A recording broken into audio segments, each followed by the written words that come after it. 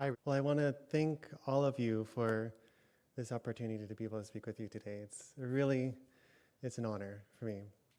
I want to start with a story. I like stories. And you'll hear several today. The first story is about a little fish who grew up in a little pond. He and the other fish would make rounds around the little pond every day, measuring their world by their surroundings.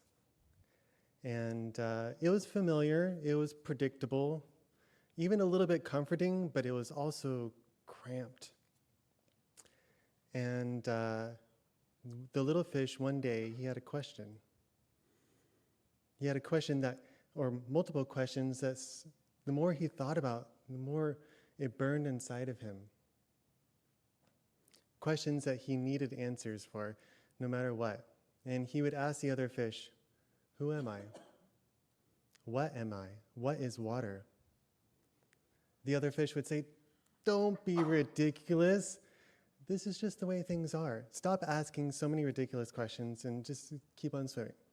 So he wanted to fit in with a crowd, and he tried his best to forget these questions, but it remained inside of him. And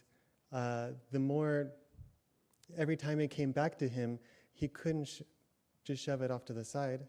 And one day he had a sudden intuition. He saw some reeds and weeds flowing in the water just ahead, and he thought, I wonder what's beyond those reeds. So he broke off formation from the other fish, and he went inside the weeds. He squiggled his way through, and he found himself someplace unimaginable, the ocean. At first, it was overwhelming. It was more vast, more beautiful, more expansive than anything he's ever seen. There was no walls to bounce off of. He couldn't see the bottom. And then he realized that this is what I've always been seeking. I just have never known it because I've always been inside of it. And for the first time in his life, he stopped anxiously swimming and he let go. There is a quote from Raman Maharshi, a great Indian saint, who said, the question, who am I, is not really meant to receive an answer. The question, who am I, is supposed to dissolve the questioner. So when we let go of our little self with the lowercase l, we actually expand ourselves into a reality more vast and more beautiful than we can possibly imagine. Now, there's a question which is almost a precursor to the topic today, and I do not think this is a question that anyone in this room would ask, but somebody out there would, so it's worth bringing up. Is there a truth to discover? As you can see with the other little fish, they were not asking the same questions as he. So Yogananda said it's not until we've gone through enough of what he quoted, agonizing monotony of death and rebirth, that the word truth even comes up. Christ said, ask and it shall be given to you. Seek and ye shall find. Knock and it shall be opened unto you. So, does God hide the truth? The simple answer is no, God does not hide the truth. God is everywhere. God is in everything. There's a quote by Swami Kriyananda. He said, truth is not something you discover. It is something that you uncover within yourself. About the week before last, I had the opportunity to go with my family to Ananda, Portland for a family camp down there. And it was a complete blast. We had a great time. I barely saw my kid for a week. He was just off with the other little ones, running all around the place. And me and my wife and the other adults got to spend time with each other too, so it was a lot of fun. But I have to say, by the end of the week, I was probably feeling a little bit overwhelmed. I don't get into funks very often, but by the day before last, I got in a little bit of a funk. And I kept on lamenting to my wife, I want to go home, I want to go home. And my wife, with her wisdom, she said, why don't you just go take the afternoon to yourself? It's okay. I'll be here with the other parents and the kids, and you just take time to yourself. I thought, I could do that. So I drove to a place which I had heard of for a very long time, and I had always wanted to visit there, and this was a perfect moment to go. It was called the Grotto. And if you've never been there, or have never heard of it, highly recommend it. It's a humongous, expansive garden that is dedicated to Divine Mother. So I drove up to the grotto, I arrived in the parking lot, I got out of my car, and then it hit me. There was a profound presence there that mood that I was in, it was gone. It vanished instantly. And from the time that I got to the car to the main shrine, there was this beautiful shrine. It's almost a small cave in a rock wall. I could not help. There was nothing else I wanted to do except for meditate. It was so profound. I could barely walk. And after my meditation, I was looking around, and it was an interesting experience for me, because I was looking around and thinking, how is it these other people are not having the same experience as I am? Yes, they're smiling, they're chatting, they're taking photos, they're taking selfies, but they were not receptive to the blessings that were there, not into the level of the power that it had to give to them. I probably wasn't even fully receptive, because when Christ said, "Knock and it shall be open unto you," that's us knocking on the door, and we have to actively draw on grace. And when we actively draw on grace, the beautiful part is the more you do it, the easier and more natural it becomes. There's another quote I want to share that Yogananda says, "At first the devotee must exert willpower. Later he realized that grace is the doer." When I was around 16, maybe 17 years old, I went out in front of our house, and it was late at night, and I was standing on our lawn, and I was looking up at the sky. And I had a very profound experience, but it was not a pleasant one. In that moment, I felt so utterly insignificant. I felt like a tiny microscopic speck in a vast universe. And it was difficult for me. And it was one thing that I just needed to put on a shelf for a while, because if I didn't, it would consume me. And it wasn't until maybe 5 years later, when I joined Ananda, that I found out I was a little tiny microscopic speck in a vast universe, and I was the vast universe in a microscopic speck. There was an experiment done in Switzerland in 1997 called the Twin Photon Experiment. So what the physicists did is they took a photon and they spliced it in half. They wanted equal parts result from both experiments they're going to do on the photons. So what they did is they took a fiber optic cable and they sent one part of the photon 7 miles one direction, and they took the other part of the photon and they sent it 7 miles the other direction. Hold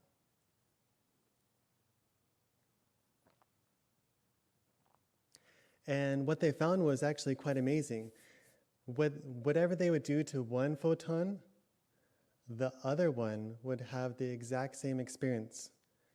Not only that, at the exact same time.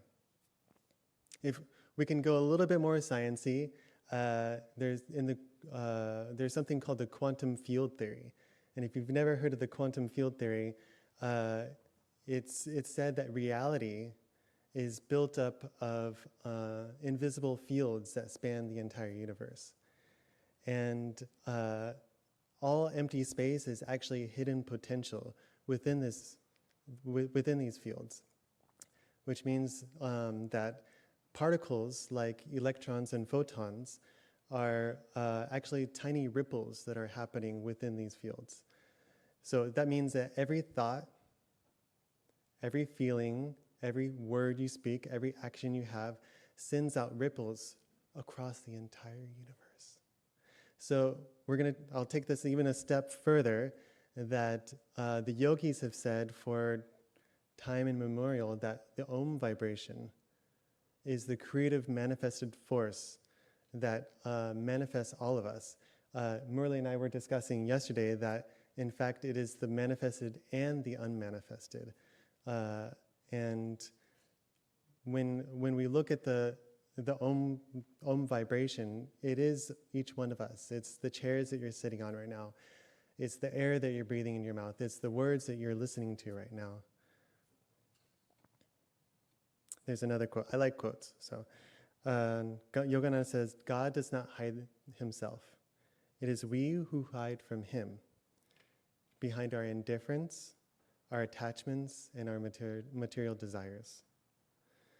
There's another story that I heard many years ago I wanted to share. It's about a young woman who lived in the forest with her family. And it just so happened the following day she was to be married. She had been waiting for this day her entire life. Ever since she was a little girl, she wanted to get married. And today being the last day, that was the last day she can get all the appointments just ready, making sure all the details are in line. So she set out that morning with her mental checklist. First, the cake maker, then the dressmaker, then the priest, and finally her beloved. So she set out on the pathway, completely absorbed what she wanted to do for that day. She turned a corner, and all of a sudden she was confronted by a hungry lion. He was so close, she could feel its breath.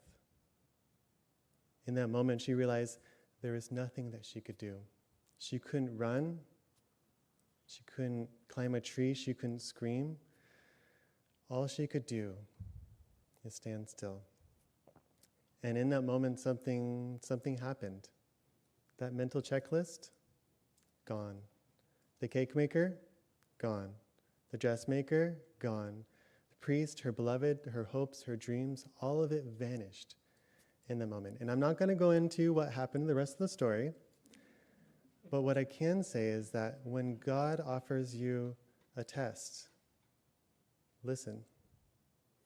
Every experience, and this is actually a difficult one for many people to swallow, every experience is there specifically for our spiritual growth.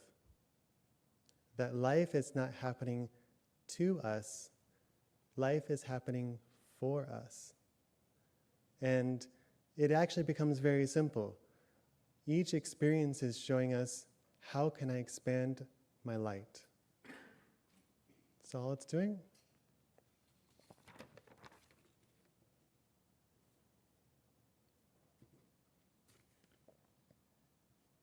There's another story I want to share. I do like short stories.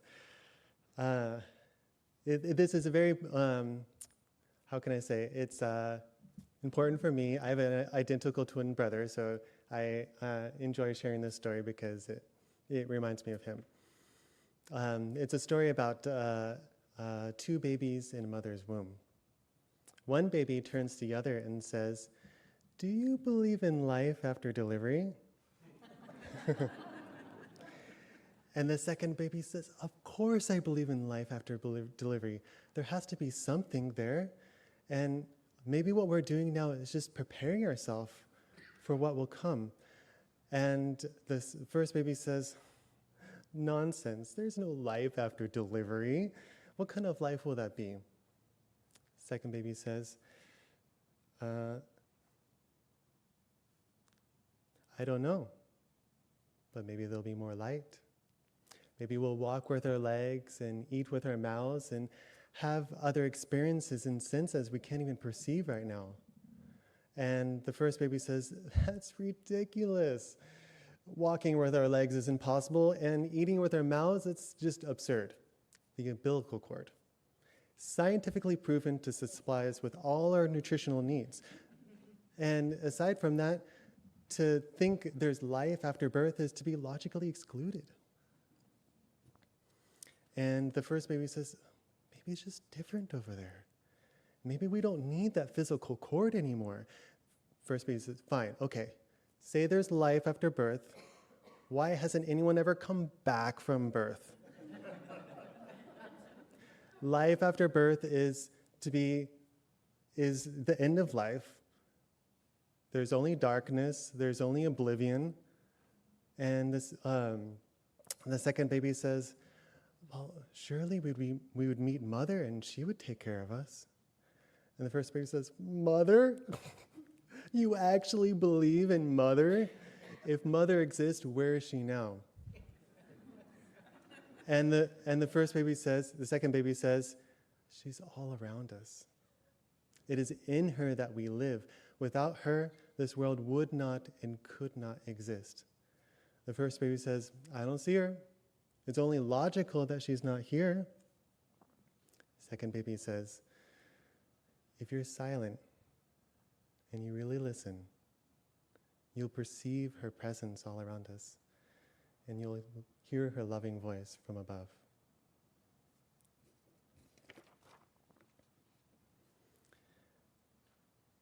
I want to share a book that I read fairly recently. It's called The Happiest Man on Earth. And if you've never read this book, I also highly recommend it. It's a story of a man named Eddie Jaku. And Eddie, in his 20s, he was an Auschwitz survivor.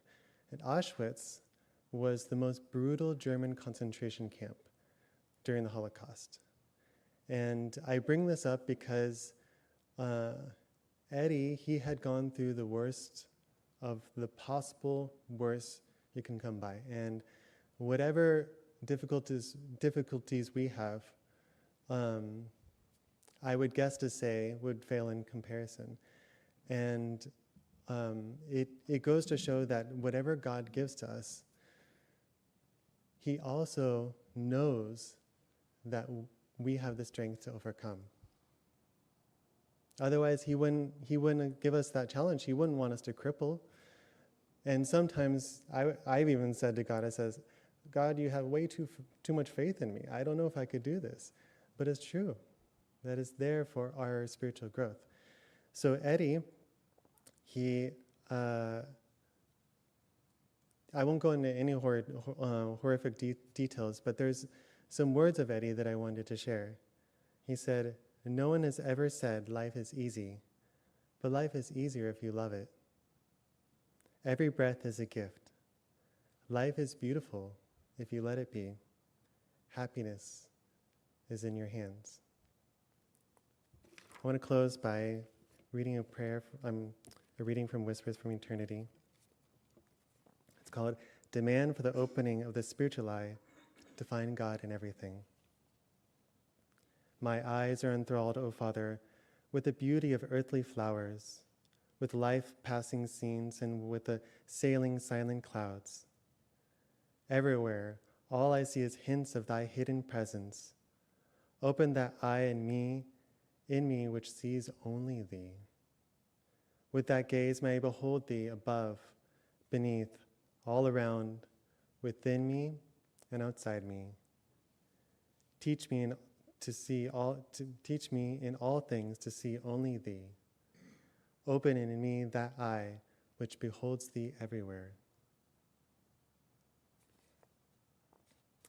Thy hidden but ever subtly reigning wonder. Thank you, everyone.